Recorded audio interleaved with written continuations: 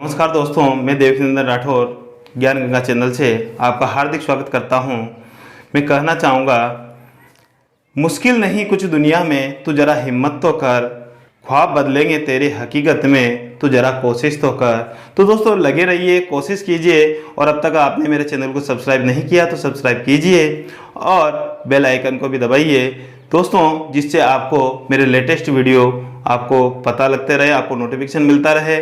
और आज हम जो टॉपिक पढ़ने वाले हैं दोस्तों, वो है कारक। कारक के बारे में यदि हम बात करें तो कारक किसे कहते हैं, तो कारक के लिए जो परिभाषा आती है, इस परिभाषा की बात करें तो क्रिया जनकम कारकम।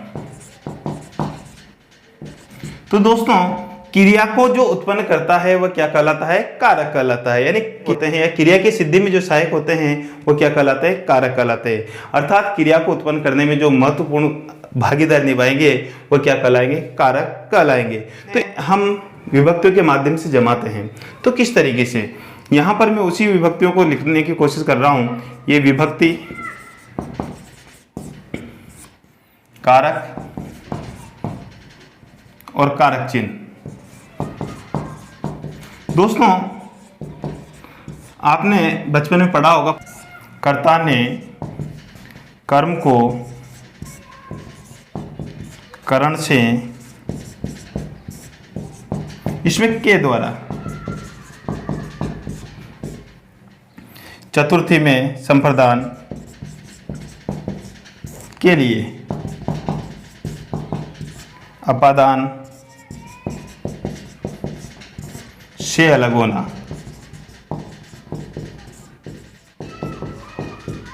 अलग होने अर्थ में ये होगा।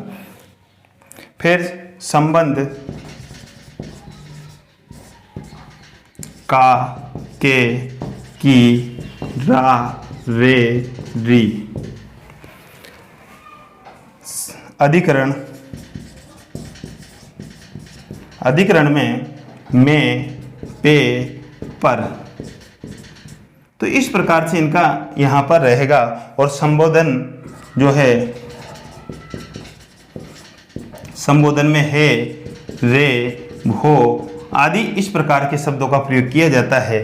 जो हम किसी को आवाज़ लगाते हैं, किसी को बुलाते हैं, उस समय इन चीज़ों का प्रयोग किया जाएगा। अब इस प्रकार से दोस्तों ये रहे हमारे क्या, कारक।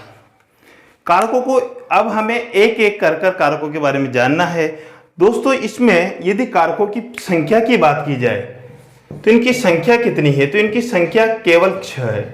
कितनी है दोस्तों, 6 कारक। अभी आप कहेंगे सर आपने 8 लिख दिए, तो 8 जो लिखे हैं तो इनमें दो चीजों का संबंध सीधा क्रिया के साथ नहीं होता, अर्थात क्रिया की उत्पत्ति में सहायक नहीं होते हैं, इसलिए उनको हम कारक नहीं मानते हैं। तो वो कौन कौन से हैं, एक तो यहाँ पर है संबंध और एक है संबोधन।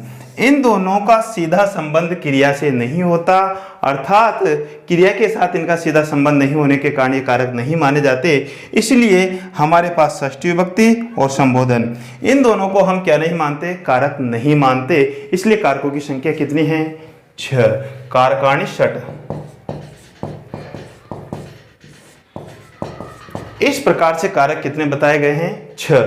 तो 6 ही कारक होते हैं। विभक्तियां या 8 है यहाँ पर हमारे पास में, 7 विभक्ति और एक संबोधन। तो इसे आपको ध्यान रखना होगा कि कारक कितने होते हैं, 6। सीधा सीधा क्वेश्चन पूछा जाता है कि कारकाणि कति भवति, कारक कितने होते हैं, तो कारक कितने होते हैं, 6। तो इस प्रकार से आपको ये ध्यान रखना होगा।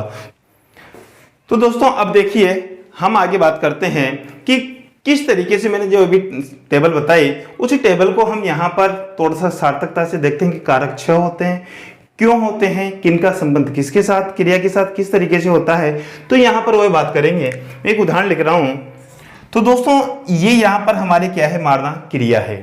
यदि हम बात करें कि इस पूरे वाक्य में मैंने कोशिश ये की है कि सारे कारकों को मैंने यहाँ पर रखा है, 8 विभक्तियों को यहाँ पर रखा है। अब किसका संबंध क्रिया के साथ है वो हम यहाँ पर चर्चा करेंगे। देखिए हम एक एक शब्द से यहाँ से शुरुआत करते हैं। हे छात्रों, मैं आपको संबोधन दे रहा हूँ, तो क्या आपका इस मारने की क्रिया के साथ सीधा संबंध है, कहीं नहीं है। हम हो या ना हो, होते या ना होते तो भी ये मारने की क्रिया यहाँ पर संपन्न होती, इसलिए हमारा कोई संबंध नहीं है क्रिया के साथ सीधा। अब दशरथ की बात करें तो दशरथ मारने में, क्रिया में दशरथ का क्या योगदान? कोई योगदान नहीं, दशरथ तो मर चुका था, तो इसलिए कोई योगदान नहीं है। तो इसका भी यहाँ पर क्या होगा? क्रिया के साथ सीधा संबंध नहीं होगा। तो देखिए दो चीजें मैंने यहाँ पे हटा दी। इसके बाद में राम, क्रिया को करने वाला ही राम है, और जो क्रिया को करने वाला होता है वो क्या कहलाता है? कर्ता कहलाता है। अर्थात राम के साथ सीधा संबंध क्रिया के साथ। जब राम का सीधा क्रिया के साथ संबंध है तो ये क्या कहलाएगा? कारक कहलाएगा। फिर हम बात करते हैं सीता के लिए। किसके लिए? यदि सीता नहीं होती तो क्या मारने की क्रिया के लिए राम जाते?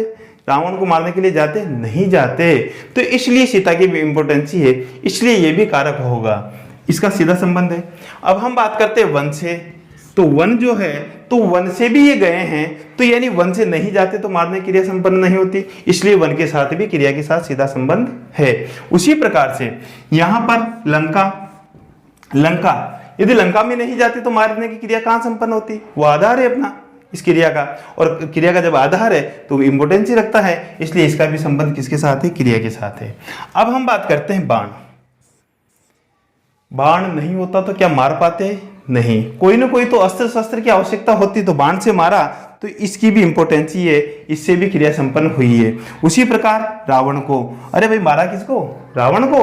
रावण को मारा तो इसीलिए रावण में क्रिया के साथ सीधा संबंध है क्या? तो इस प्रकार से ये 1 2 3 4 5 6 7 और 8 मैंने यहां पर अंडरलाइन की है, और इनका सीधा संबंध क्रिया के साथ है, इसलिए ये सभी कारक है। अब देखिए हम इनको, जो मैंने सारणी बताई थी अभी आपको, तो सारणी में सेट करते हैं। तो देखिए, हे छात्रों, ये क्या है? संबोधन। ये संबोधन है, ये दशरथ के साथ के आ गया, यहां पर संबंध है क्या? तो ये संबंध। इसके बाद हम बात करें राम। राम क्या है? क्रिया को करने वाला है। क्रिया को करने वाला क्या कहलाता है? कर्ता, स्वतंत्र कर्ता। तो यहां पर ये कर्ता है। इसके बाद सीता के लिए, तो सीता के लिए हमने संप्रदान के लिए पढ़ा, तो ये संप्रदान है। फिर इसके बाद में वन से जाकर, तो वन से अलग हुए राम, और जब वन से अलग हुए राम तो यहां पर क्या है? अपादान है। फिर लंका में आधार है, आधारो अधिकरण, यानी यहां पर अधिकरण है, तो ये अधिकरण। इसके बाद में हम बात करें बाण से। बाण यहां पर क्या है? करण, क्योंकि बाण की सहायता से ही यहां पर मारने की क्रिया संपन्न हुई है, तो यह है करण। फिर इसके बाद में रावण। रावण हमारा कर्म है, यानी इस वाक्य का कर्म है। तो इस प्रकार से, और ये हमारी क्या है? क्रिया। तो क्रिया का सीधा संबंध राम से भी है, सीता से है, वन से है, लंका से है, उस बाण से है और रावण से है। तो इनका दशरथ से कोई संबंध नहीं है, छात्रों से कोई संबंध नहीं है, इसलिए ये कारक की गिनती में नहीं आते, अर्थात ये कारक नहीं है। तो कारक हमारे 6 ही हैं। अब इनमें यदि हम वाक्य को बनाने की कोशिश करें तो बनाएंगे, विभक्तियां लगाएंगे, विभक्ति लगाकर बना देंगे। तो राम जो है, राम में कर्ता में प्रथमा विभक्ति का प्रयोग होता है, तो रामः। पहले यहां से देखते हैं, यहां पर है छात्रों, तो ये संबोधन है छात्राः, बहुवचन में है। फिर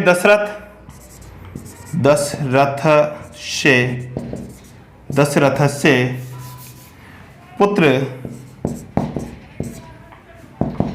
राम।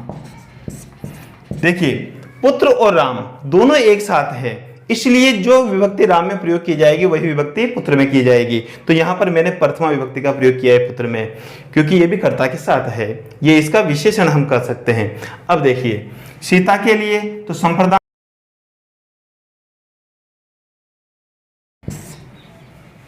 फिर इसके बाद में वन से, तो वन में अपादान है, तो अपादान में पंचमी विभक्ति का प्रयोग करेंगे, तो वनात्।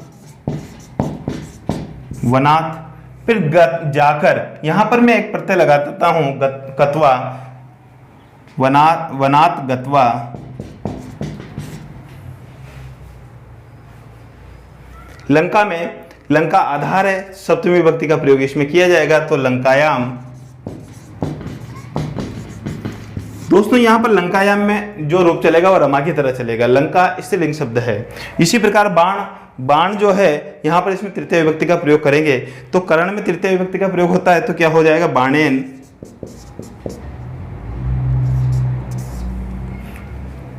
रावण को रावण, रावणम। अब यहां पर क्रिया जो है, तो क्रिया को हम सीधा सा लिख देंगे, भूतकाल में कथ प्रत्यय लगाते हुए लिख देता हूं मैं यहां पर, हत। अब देखो इस तरीके से हमारे कारक कंप्लीट इस तरीके से हमें होने चाहिए याद। अब इस तरीके से आपके वाक्य बनाए जाते हैं। ये तो रहा एक बिल्कुल सामान्य नियम। इस नियम के अनुसार हमें 7 विभक्ति और एक संबोधन अर्थात 8 का पूरा ज्ञान मैंने यहाँ पर दिया है। जबकि कारक कितने हैं, 6। कारक कितने हैं दोस्तों, 6 कारक होते हैं। ये क्वेश्चन कई बार पूछा हुआ है और पूछा जा सकता है, सामान्य सा क्वेश्चन है और देखा जाए तो विशेष क्वेश्चन भी है। तो इस प्रकार से ये आपके लिए इंपॉर्टेंट है। प्रथमा विभक्ति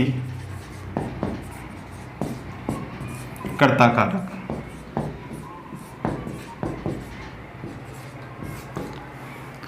तो दोस्तों हम बात करें कि कर्ता कारक किसे कहते हैं, कर्ता की परिभाषा की बात करें। कर्ता में प्रथमा विभक्ति का प्रयोग होता है। यहाँ पर सामान्यतः हमें पहला सूत्र है, सूत्र नंबर 1,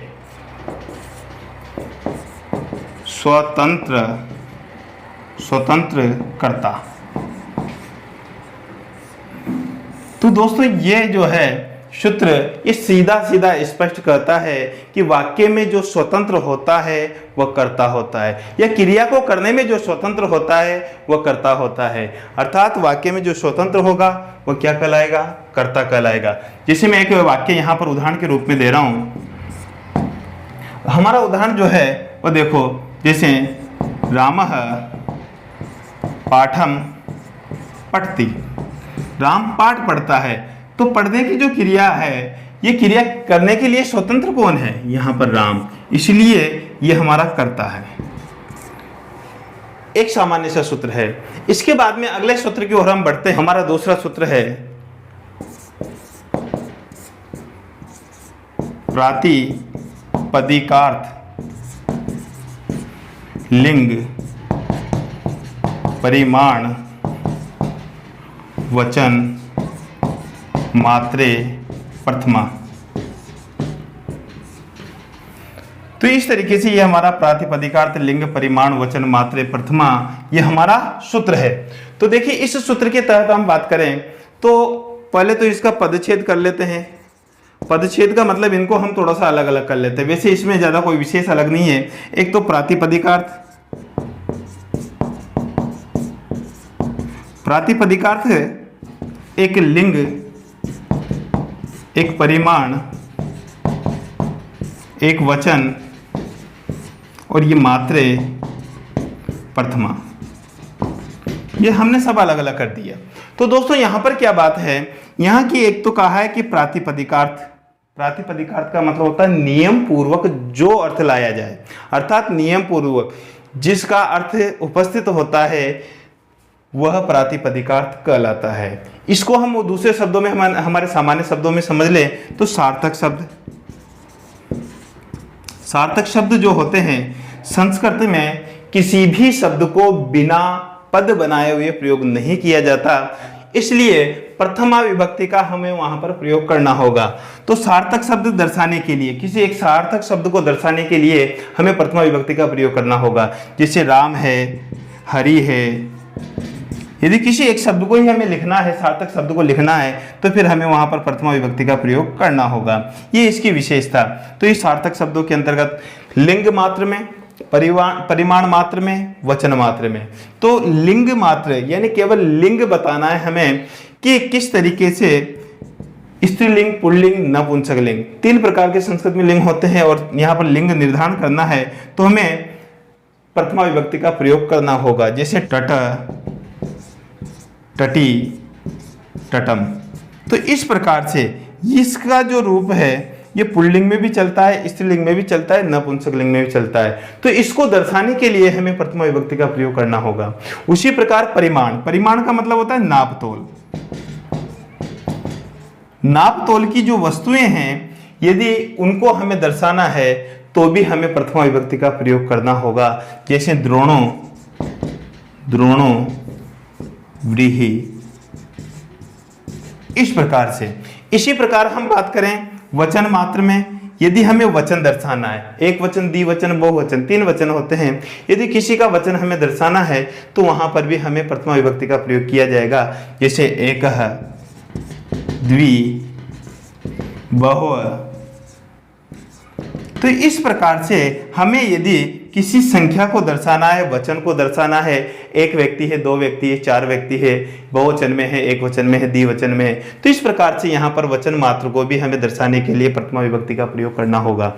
तो इसकी सबसे बड़ी विशेषता यही है, एक तो प्रातिपदिकार्थ अर्थात सार्थक शब्द जो नियम पूर्वक अर्थ उपस्थित हुए हैं उनमें, लिंग मात्र में लिंग बताने के लिए, लिंग निर्धारण करने के लिए, परिमाणवाचक यानी परिमाण बताने के लिए, नापतोल बताने के लिए हमें जैसे द्रोणों, व्रीहि, 2 किलो, द्वि किलो गोधूना